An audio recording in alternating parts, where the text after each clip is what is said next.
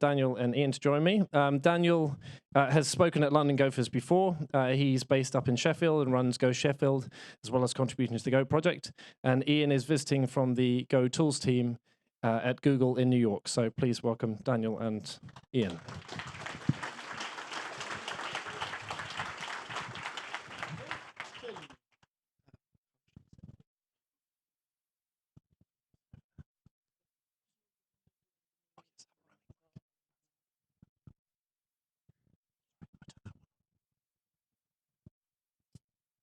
Okay, so this is an experiment, and the format of this evening, if I can just load the format on my phone here. We're also welcoming anybody who's watching online as well. What we're going to do is we're going to have a starter session, but talking on a couple of topics that might be of interest to folks in the audience for about the first 15 minutes odd. Then we're going to open up to questions from anyone here in the audience. Really, you can ask about anything. Ian is, as I said, is visiting from the Go team in New York at Google. And we sort of nominally said tooling and modules, really because that's Ian's domain, but you can really ask anything. Daniel, as I said, is a huge contributor to the tools community, the Go tools community, and the Go project itself. So perhaps if you have questions about open source contributions, anything along those lines, it's really all up for discussion. So let me just make sure. So I'm just reading through a few notes here. Remote questions, please ask via Slack channel or YouTube. Thank you. We have Antonio, who's doing an amazing job on that. Okay, so Ian, do you want to kick us off by introducing yourself? I've given a very basic introduction there. Sure. So as Paul said, I work for Google, although I do basically no work for Google at all. I just work for you guys. Daniel just complained that I apparently don't look like my photo. I can't see that. I have been running the Go Tools team for about 2 years. I've been at Google for about 9 years. I've been a professional programmer for about 30-something years. And yeah, it's a great job. My team is about 8 people, which is minuscule. We're the Go team as a whole is probably the smallest language team in existence, I would imagine. But that's just because Go is awesome. Daniel, over to you. So I don't know how to follow that because I cannot say any of those things. But I do kind of look like my picture, at least it's not a Pokemon, so that's something. So like Paul said, I live in Sheffield, I organize the meetup there, and that's mainly because I used to come to this meetup very often and I missed it so much, so I think it's a great thing. I've been contributing to Go for a while, so I do interact with Ian quite a bit, and I think Go is a good project to contribute to, so that's why I think having a discussion about it is useful, and that's pretty much it. Great. So maybe let's just start. We've got tooling as one of the things in the title there. What do we actually mean when we talk about tooling? It's used a lot, and people talk about it a lot in talks. What do we mean by tooling? Ian, do you want to kick us off? So on my team, we mean basically the developer experience. If it's not a library and it's not the compiler or runtime, then it's tooling. So it's the Go command itself, it's Go Please, which is our new tool, it's all of the other tools that your editor invokes for you, it's the linters, the vets, basically everything that you interact with that helps you do your job from your IDE is tools. Daniel, you write a lot of tools. Anything that you would add to that in terms of, from your perspective? I guess one thing I would add is that people tend to think tools is just linting or building Go code, but it doesn't have to do anything with Go code directly. It could just be a tool to, for example, show Go documentation or help you release new Go code, or maybe something else to help you develop code, not just Go. But if it's written in Go or helps you write Go, it's Go tooling, I would say. So a lot of that really comes down to sort of efficiency from the developer's perspective as well as their experience. Ian, you mentioned Go Please there. Not everyone in the audience is necessarily familiar with Go Please. Do you want to just talk about that a bit more? Of course they are. So Go Please is the, well, it's Rebecca Stambler's really. I just kind of hang around it. It's the new LSP implementation for Go. LSP being? Language Server Protocol, invented by Microsoft, by the people that originally invented Eclipse and decided to move on. And it's a way of kind of taking what used to be I think in VS Code it was 28 separate tools and trying to do it all in one tool. And instead of being launched every time you want to do it, it runs in the background and knows everything up front so that it can do it much, much faster. This is from the editor's perspective. From the editor's perspective, yeah. So it's like most of what we think about is how can we reduce the amount of time a developer's time is wasted on things that they shouldn't have to care about. And Rebecca gave a very good talk actually about Go Please at GoFoamed this year, so that's probably a place for people to learn more about Go Please. Yeah, because she's a much better talker than I am. Daniel, why do you like working on tooling? We talked about it from the developer's perspective, the end user's perspective, that it's an efficiency saving, but why do you work on tooling and why do you contribute to the Go project and tooling within the Go project? Well, as developers, we're all lazy, right? And the work you do as part of your day job might not be very exciting. So at least tooling for me is a way to optimize myself so I can still work on it during my work hours. But at the same time, I get to learn about cool stuff, such as how to actually write Go tools or how to read or interpret or static or type check Go code. So it's just a way to, at the same time, improve my own workflow and other people's workflow, but also learn these things, which I think are really cool. And a large part of your contributions are, as I said, open source. In fact, they're the only contributions I'm aware of. So that's presumably something you'd encourage other people to do as a means of learning about sort of things like tooling and getting involved in it? I'm just going to echo something that Ian said earlier, which is that the Go team is surprisingly small for all that they have to do. And with modules being, I would say, 2 years old at this point, more or less, there's a lot of work left to do, and I'm sure many of you are aware of that. So if you find a rough edge that you think could be done better or fixed or a little bug or something like that, if you help them with that, they might take a little bit to review the piece of code because, they're few people, but they're probably going to be grateful for it, for your help. One thing, sorry, Ian, just to jump in and say that if anybody is, you don't need to be making a contribution to sort of a tooling project or submitting a change or anything to contribute. On Slack, there are a number of channels. The tools channel in the Go for Slack is one of them.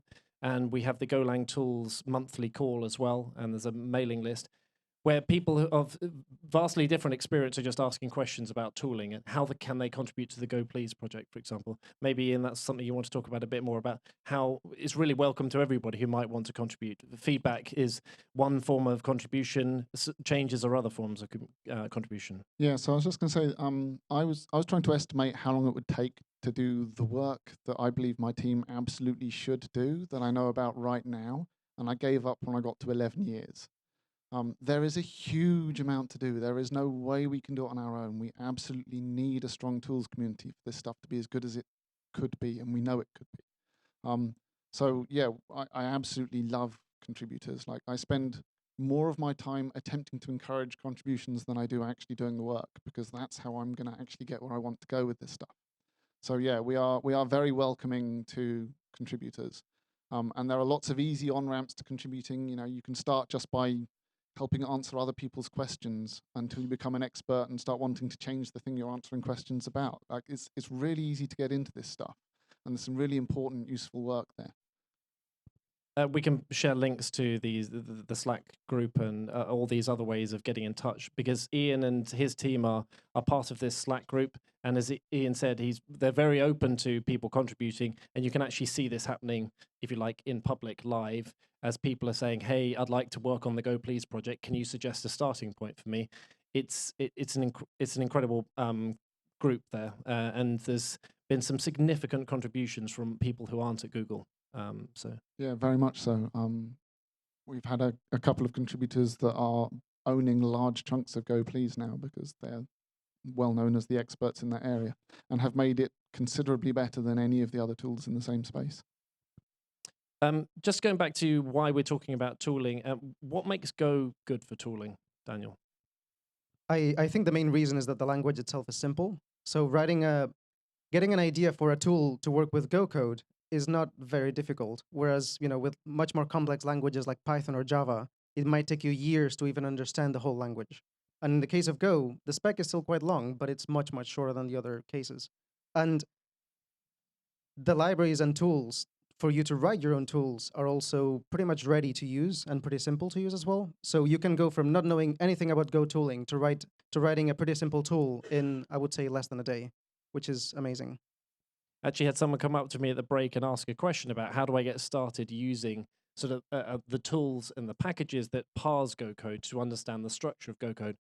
Ian, that's sort of, again, questions like that are great starter questions in the tools Slack channel, and not only your team, but other people in that Slack channel help sort of get started on that journey from there. Yeah, absolutely. And there's some really good examples of it too that we can point you at to look at. There's a lot of tools that process Go code out there, and they're all quite easy to read. So maybe just moving on to talk about some of those packages. Do you want to, we talked about Go Please. Go Packages is one that's maintained by your team as well. Do you want to just give a bit of an overview of, because that really encompasses quite a lot, doesn't it, Go Packages? Yeah, so Go Packages is kind of a replacement for a bunch of other older standard library packages. And its purpose was to abstract away tools from the underlying build system. And the main reason that we started this work was because modules is essentially a different underlying build system. It lays out code in a different way. You find code in a different way. What constitutes a package is different. And changing to modules broke basically every single tool that understood Go code. So Go Packages was an attempt to produce a newer, better API to that level of how you look at code. And underneath, it actually just uses Go list. And we did that so that it's kind of agnostic as to the version of Go you're using as well, because it's running the Go command to find things. So as we gradually change, how modules work, Go Packages isolates you from that using Go list so that your tool, without even being recompiled, will still continue to work. It's a surprisingly simple looking package, but it was a surprisingly complicated problem to work out what that package should look like. We tried a lot of variations before we settled on what it is right now. It's not 100% stable. I mean, its existing features are stable, but we're not completely opposed to adding more features as we find new use cases that people need. But yeah, it's really useful for writing tools on top of. Let's build on that point there, because that's sort of an abstract presentation of what Go Packages is and what it can do. Daniel, you've written a number of tools that use Go Packages. Do you want to talk about one of those and sort of introduce how Go Packages gets used as part of that? So before Go Packages, I would use a library called Go/loader. And like Ian said, Go Packages uses Go list. So it simply does whatever your Go installation does to load or to find Go packages. But back in the Go loader days, and those were dark days, basically your tool would directly do all of the work. So like Ian said, from one version to another, the tool would break. Not always, but always. Every single Go release, something subtle would change or break and cause nightmares. So the new API is higher level. So I basically removed, I would say, about 50 lines of code. I still get all the information that I want. It's a tiny bit slower in general to start up because it has to call the Go command as opposed to just doing the work directly. But in the long term, it's just making my life so much easier as a maintainer. What one tool do you have in mind where you're using Go Packages that we perhaps direct people to afterwards as an exemplar of using Go Packages? So one example is a tool called GoGrep, which is a very inventive name, as you can imagine. But when it used Go/loader, the old library, it would basically just scan your Go path to find the packages that you ask it to find, and then grep for an expression or for a statement or for some piece of code within those packages. So far, so good. Now in the module world, there's no Go path, so obviously the tool just didn't work at all. So now using Go Packages, I simply ask Go Packages, find me this package or find me this list of packages. And whatever build system you're using, be it GoPath, be it modules, be it Blaze or something else, it should, in theory, still work. I might not be testing all of the cases because I'm lazy, but it should still work. And the package is now a higher level, which is nice. So that's great. We'll send out a link to GoGrep afterwards because that makes concrete in a tool that you can actually use and understand what the tool actually does. You can then look at the source code to see how Go Packages is being used, because I think Go Packages has some documentation on how to get started with the package, but I don't think it actually points to any example tools of here is a real life tool using it. So we might just use GoGrep as a starting point for that. there are plenty others, which if you asked in the tools channel, people could direct you towards. Ian, you talked about GoPlease earlier on as being the glue effectively between a user's editor and the code that they are writing, telling you whether there are any parse errors, type checking errors. There's been a recent change to include static check as part of GoPlease as well. Do you want to talk a bit about that and just perhaps explain for everybody here what static check is and what additional benefits it's bringing to the editor experience? Well, I assume everybody here knows what static check is, because everybody should be running it all the time.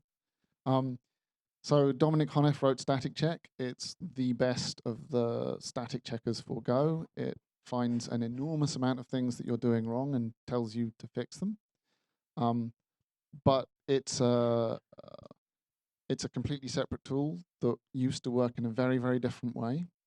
And one of the things that we did on top of Go packages was create a new package called Go Analysis. And this kind of unified the way you write static checkers in Go. And then Dominic Honeth kindly ported all of static check to this new framework and then wrote a new runner that he uses. But because all of the checks were rewritten this way, you can now plug them into anything that knows how to run Go Analysis analyzers. And GoPlease happens to be one of those things. So actually putting static check into GoPlease was me adding a long list of things to link in, and that was it. He did all the work, and it's amazing. And it's kind of important to understand this concept because analyzers, static checkers are incredibly useful, and they're very, very easy to write. But there's a lot of static checkers that are very custom to specific companies, code bases, libraries. And you should probably look into writing them to find things early and save yourselves a lot of time. So just to sort of pull all this together, you talked about GoPlease as providing any editor that can talk to GoPlease that same kind of developer experience. So it's going to tell you when you have syntax errors in your code, when there are type checking errors, and then this analysis phase you're talking about here, which is where static check comes in, tells you about those things that the compiler doesn't tell you. So for example, if you've got a format.printf, and you've got a verb in there, but you're missing an argument, static check's going to start telling you, along with vet, about these sorts of errors. So again, we can probably point people towards some examples here of getting started if they're interested in writing analyzers their own. Well, Michael gave a really good talk on it. So Michael Matloob is the owner of that particular package, and he gave a really good talk on it recently, so we should probably point you at that. Yeah, that's a GoFoamed UK talk, so we can definitely link to that as well. One thing that Russ Cox in a recent blog post talked about is the importance of experiments. And a lot of the conversations that happen in the tooling Slack channel, on the mailing list, and on the monthly calls is about using tools as experiments. Daniel, you have one experiment in particular, which is quite a recent one. Do you want to talk about that?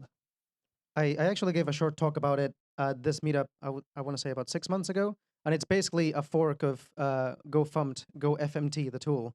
And I called it GoFoamed, spelled how it's pronounced, with FUMPT. So the idea there is to confuse everybody, so I think that's working. And the reason is, I think GoFoamed, the original tool, could be better and do more things, and basically enforce a stricter syntax, no, a stricter style in your code formatting. But I don't want to send lots of CLs and patches to Robert Grisimer, the maintainer of GoFoamed, because he has a lot of work to do, and basically, if I send him a patch, he's going to be like, have you actually tested this on lots of code? And I'm going to say no. So this is the point of the experiment. I implement those changes outside in my fork. People can test them.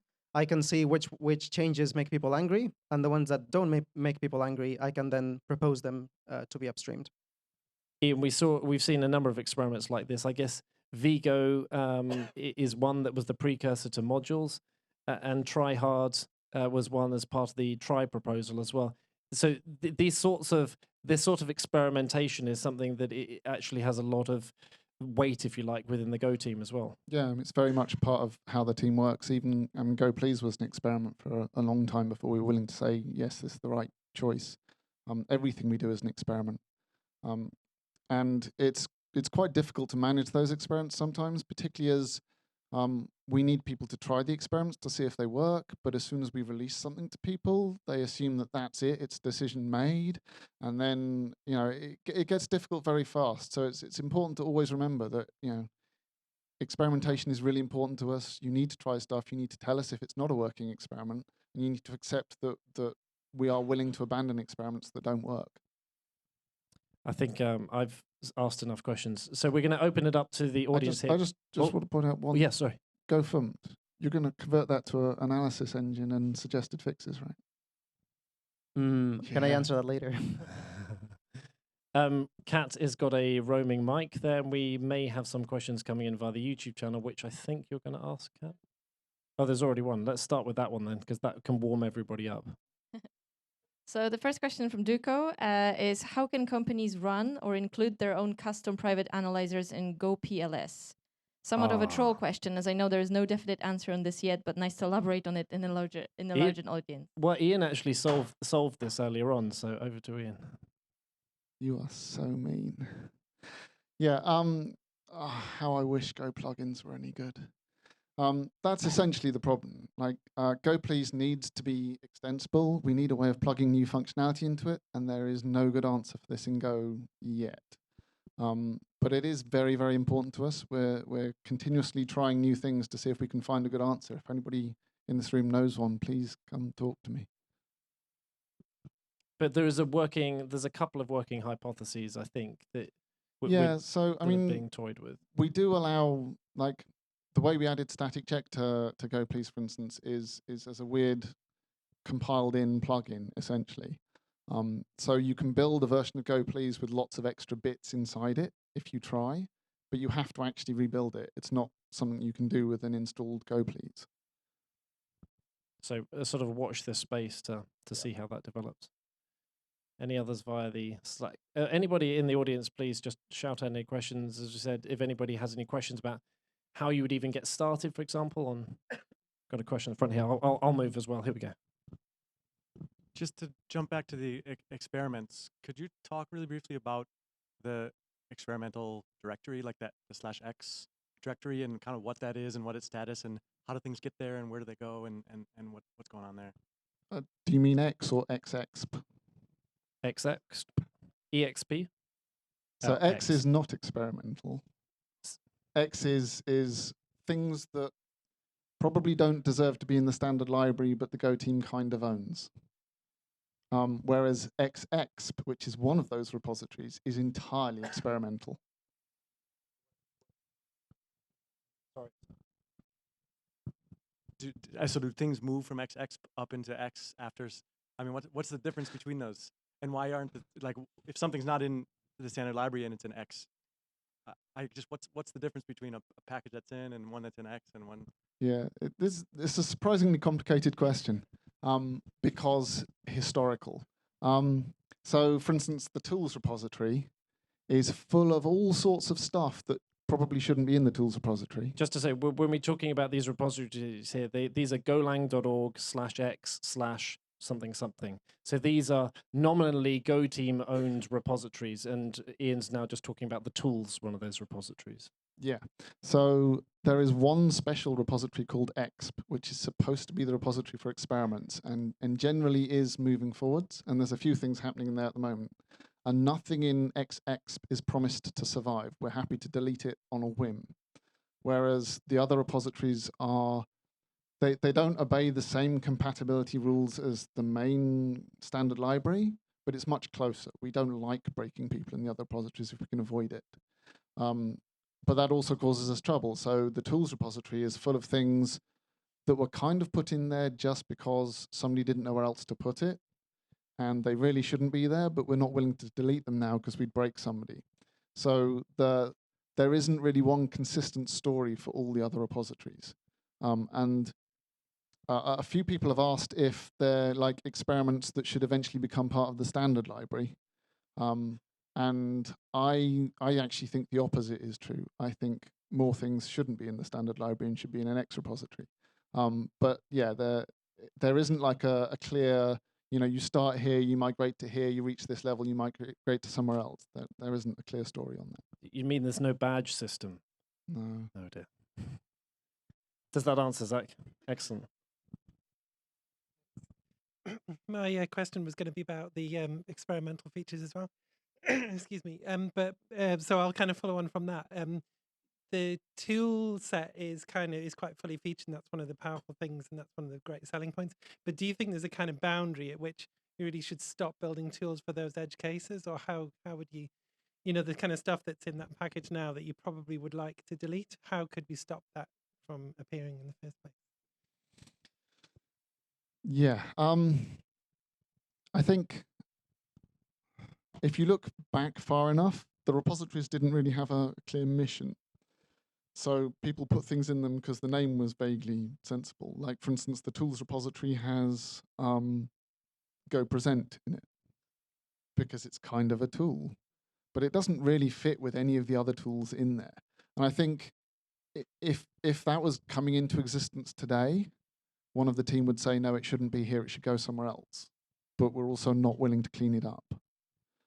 So yeah, I think it will always be a slightly confusing place because of the historical things, but I think we're being much better about only putting things in the sensible place moving forward. And modules help with that going forward, but again, that doesn't really address the It would affect tools was a module. Beth, thank you. Oh, thank you. Previously, you mentioned that there is no any plugin system. I just wonder personally, what prevents you from just making the calls to other compiled Go programs, so you can use them as a plugin system? Just put some folder and call them and outsource whatever you want to do and get the output. Is it anything that I don't think about it preventing you? It depends. So if you're talking about Go Please specifically, one of the reasons Go Please is enormously faster is because it doesn't do the work on demand. It parses and type checks and analyzes your code as it sees it changing. But this means it's holding a huge amount of information in memory and doing a very large amount of work as you type characters. And trying to share that memory with a second process is almost impossible. It was one of the experiments we tried that failed miserably. Redoing the work in a second process when you already have a Go Please process eating 4 gigabytes is kind of harsh. And if you had one per plugin, that's even worse. So yeah, it is a hard problem to solve. And yeah, there is a Go plugin system that lets you load another binary as if it was part of your process and then invoke methods in it. But it requires the plugin to be compiled with an identical copy of the toolchain and libraries as the host. And it doesn't work on Windows, so it's completely unviable. I think we have a question online, and then I'll jump to you there. We have a question from Paul Berlumi. When will Go Please be finished? What is the upcoming roadmap for Go Please? Wow, it's almost like we planted these questions. That wasn't me asking that question. That's a different Paul. I don't believe It's a different Paul. I saw you at your laptop. Go Please will never be finished, ever. It will be ready for use, but it won't be finished. Like I say, I can think of an endless list of things it could do and should do that would make your lives better. So it really won't ever be finished. Good enough for use is complicated because it's good enough for my use right now. My entire team uses it all the time. Lots of people use it all the time, but also has lots of edge cases that break. And if you happen to be one of the people that hit those edge cases, you're definitely not going to think it's ready for use. We want it to be good enough for the majority of people by the end of the year-ish. We think that switching to Go Please is by far the best way to deal with modules inside your editor. And we want to start recommending to people that they should be using modules very strongly. And we can't do that if the editor experience is not good enough. So we're pushing hard to have something that's good enough for everybody to use by the end of the year.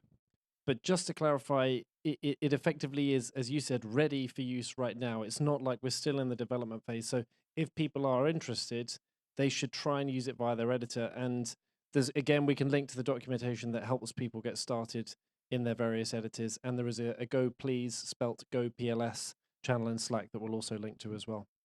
And given the number of issues that get reported, an awful lot of people are using it. Yes. We had a question just here. Hi, my question is about modules.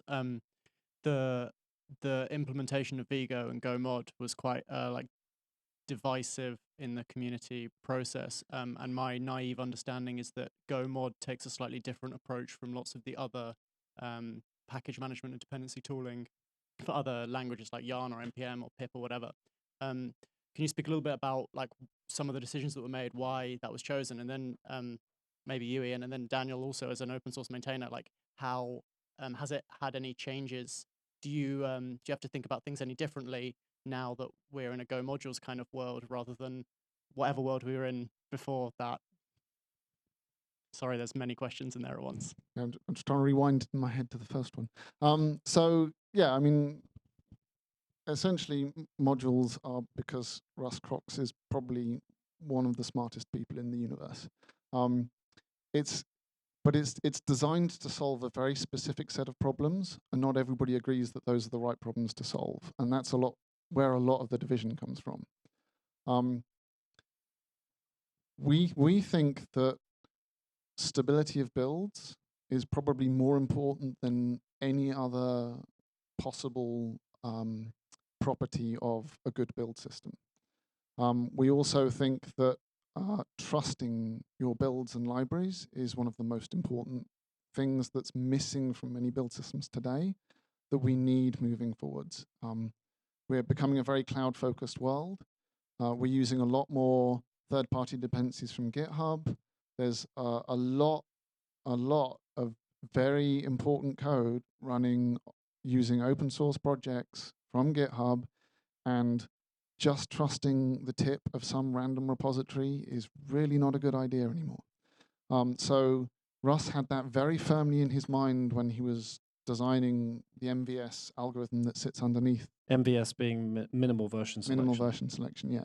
So it's really designed for stability and trustworthiness above all other considerations. And not everybody agrees that that's the right choice, and that's okay.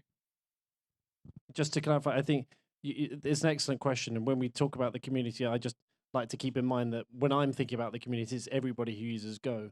And even that's at Google and people not at Google as well. I think even in Google, there's probably going to be a list of people who say, no, actually, I disagree with that as an approach. But I think in terms of the presentation of the problems that it was looking to solve, I think that was the guiding light, if you like, as opposed to we must follow the pattern of previous package managers. Daniel, I think there was an excellent follow-up question about how that's influenced what you do. So I think the biggest difference is the top of the readmes. The top of the readmes used to say, or at least some of them still do, go get -u, blah, blah, blah, some package. And Ian is laughing because this has many problems. The biggest one being, if you run that command today, it's going to do something different than what it did yesterday or tomorrow, because master of different repos that you depend on is going to change constantly. And people tend to not do API breaking changes, but still, if you have more than a couple dependencies, your project is your code is gonna be quite complex. And if one little dependency changes slightly, maybe some edge case is gonna completely break. So with modules, you do a go get of something, and that build that the user is getting is exactly the same that the developer was using to test and was using as well. So now when I get bug reports, just by looking at exactly what version of my project they were using, I know exactly what code they were running. Before that, I was just guessing, oh, when exactly did they run go get -u? Did they forget the -u flag and they're running the dependencies from 2 years ago? Because that was a possibility. So I think today I can sleep much better knowing that I can get exactly the same setup that my users are getting. So I think that one of the impacts from my perspective is, as Ian talked about earlier on, the tooling has, in some situations, sort of regressed a tiny bit. But actually, overall, the experience is so much better that, to my mind, is outweighing, in terms of a benefit, the regression in these small regressions in various tools. And I think what's impressive to see as well, and we saw it at GoFoamed, that we had a couple of tooling sessions at GoFoamed this year, is the amount of effort, and sort of by that I mean people in the Go team who were actually working on the tooling things, the tooling projects. We also had people from other companies there and their sort of platform/tooling teams as well. So in some respects, I think modules has helped to focus people's minds on tooling as well.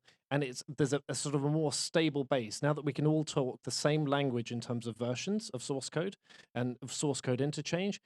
We can have a more sensible conversation about, right, let's build tools on top of that. Whereas before they were like, well, hang on, are we going to do GoPath or Glide or whatever? And so now we've got this one approach, and there's the proxy there as well. We have the SumDB, which gives us that security aspect to knowing the code that we're running as well. So I think, yes, it has been a turbulent period, and I think there's disagreements along the way, but actually we find ourselves in a much better position now, would be my assessment as well. Any other questions? Oh, Slack, do we have another one, Kat? Oh. So there's one slightly trolling question. So will modules be enabled by default in 1.14? Modules are already enabled by default. If you have a go.mod, you're using modules. That's it. There is nothing else to enable by default. What isn't done is switching Go 111 modules to on by default, but that is equivalent to deprecating GoPath, and no, that won't be in 1.14. Reason being that really that's a step that doesn't need to be taken now, presumably, because people are still using GoPath. They're not forced to use modules. Yeah, so we don't particularly feel the urge to force everybody to switch. We think the system is good enough that you will all switch anyway in the long run. We're happy to wait for people to switch before we turn it all off, all the old systems. We don't want to wait forever because there's a lot of code in there we don't want to keep maintaining forever. But when we see that the majority of people have switched to modules because we've made it good enough, then we'll start considering turning the old systems off. I have a question at the back over here.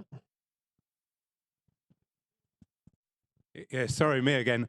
Just a quick question, actually, for the audience rather than the panel, because we're talking about GoPath and talk about modules. Is it possible to have a show of hands who's using modules in their stuff? Show of hands. And who's still using GoPath? So it's about 2/3, a third, I think. Something like that. Okay, thanks. So that was around, I actually sort of had that as around 80-20, 80 using modules, 20% GoPath. Of course, there may be people who are actually using a mix of the two, but got a question at the back here. Hi. First of all, thank you so very much for all your work in GoPlease and GoFoamed. Closer. Okay, sorry. So my question is basically, what do you think about the development and developer experience for Go modules in the past 2-3 versions? So between the last couple of versions, there have been a number of things that either broke or changed the way modules work. So this has created a number of issues for projects and companies with large number of dependencies and stuff like that. So in addition to that, things like the Go mod sum and changes to the way Go Get deals with Athens and stuff like that have messed up the promise of Go of keeping backwards compatibility and stuff. No? So my question is to you, is this something that developers are doing wrong, package maintainers are doing wrong? Is there a way to be more proactive on how to help with those things, identify issues before they happen? So I think there's a few things in there. One is, I guess in some ways we were surprised by how much use modules got when it was still experimental. We weren't ready to stabilize some of those things because they were an experiment that we were looking to change to make as good as it could be.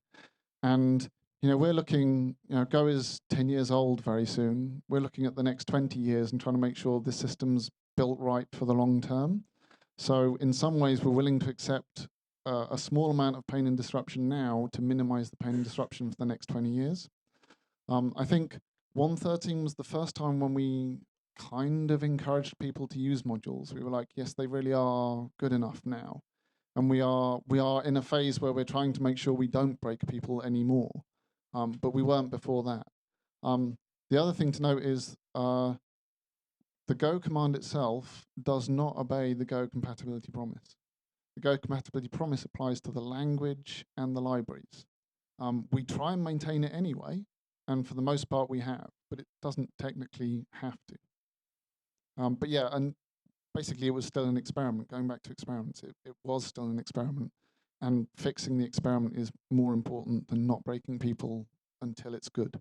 We think it's good now. We think all of the existing remaining problems are in tools and documentation, not in modules themselves. We've thought that basically since we turned the proxy on. The proxy was kind of the last big piece of the picture to help people understand why we were doing some of the things we were doing.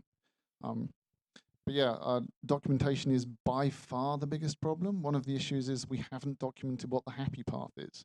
So people have been a long way off the happy path. We really, really need to fix that. We know that. There's a lot of people trying to work on documentation.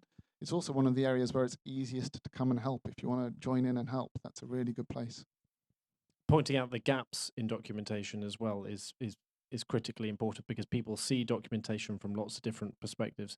I know we have another question coming in online, but Daniel, I just want to, on that particular point, you've helped and encouraged a number of people via contributor workshops and the like to actually get involved in contributing to the Go project and other open source projects. Can you just talk about quite fortuitously, someone at the break came up to me and said, "How can I get involved?" What would your advice to someone be? Let's sort of touch on that from a couple of different perspectives. The Go project itself, i.e. the compiler, etc., and/or Go Please. How would you encourage someone to start thinking about that? They know they want to contribute. Where next?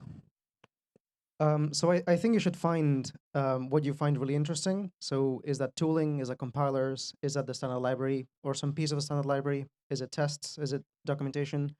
And then you basically either look for some hole that you see in one of those pieces, or maybe a rough edge that you've seen, or maybe a bug that you've seen on the issue tracker that you think you could fix, and then just go have a try with it. If it's the first one you do, it's probably going to take you a while. It might take you a few hours to just understand what you need to do, but that's normal because Go is a pretty complex open source project, and getting involved the first time takes a little bit of time. But that's where places like Slack come in and help you, because, for example, there's the tools channel, but there's also a channel called contributing, and you can go in there and be like, help me, I want to contribute and fix this bug, but I don't know what I'm doing. And somebody is most likely going to help you. And also meetups as well, presumably. The London Slack channel is very popular. If someone said, "Oh, I'm interested in wanting to contribute to the Go project," I know there are a number of people in here who already are contributing to the Go project, and they would almost certainly be happy as well to have a conversation with somebody at a meetup as well about, or how do you get started? So just feel free to ask those questions. People are very, very helpful, more helpful than you might actually think. And when you're actually sort of meeting someone in person at a meetup like this, it can just be a bit of an easier icebreaker than asking the question on Slack to someone who might be in a different time zone. Kat, we had another question. Yes, we do. So this is a follow-up on the topic. So follow up on the X/ repositories and the potential for small breaking changes that are occurring in them. Will these repos move to Semver releases to remain compatible with modules, or rather remain indefinitely on an evergreen v0 model? I wish I knew the answer. So tools in particular is difficult because in the world of modules, there is no way on earth you would make a repository that looks like tools. It's just wrong for that universe. So we've had a lot of discussions about, should it have submodules even though we don't like submodules and nested modules, or should it all be like the whole tools repository has one version, in which case does a tiny change to one of the tools require every tool to change major version? It's a really complicated repository to decide what to do, and that's fundamentally what's stopping it from going to modules. It's a weird one also because it's kind of a module. It does have a go.mod file, it just doesn't have a version. But Go Please, which exists as a submodule within there, that is a plan to... Right. So the Go Please is kind of done how it should be done, in that it's a binary that has its own major version that's separate from the library that it depends on. And we're trying to decide if we should do that for more of the contents of Xtools or not. So I guess because we're running out of time, there's one final question for Daniel. How many badgers does it take to build all the tools? A lot of them. So if you go on the tools channel, you're going to see hundreds of people. And for some reason, they've picked up this badger emoji and they keep sending it. Nobody knows where it comes from, so we just go along with it. maybe we have time for one last question if there is. Everyone's out of questions. That can only be a good thing. Daniel, Ian, thank you very much indeed. We will send out links to, I'll make sure I look back through the recording and then we send out links to all of those various bits that we've talked about there. Because of course we couldn't know what we were going to talk about ahead of time. And please just ask questions, experiment with tools and write tools in order to make everybody more happy and efficient. Okay, thank you both.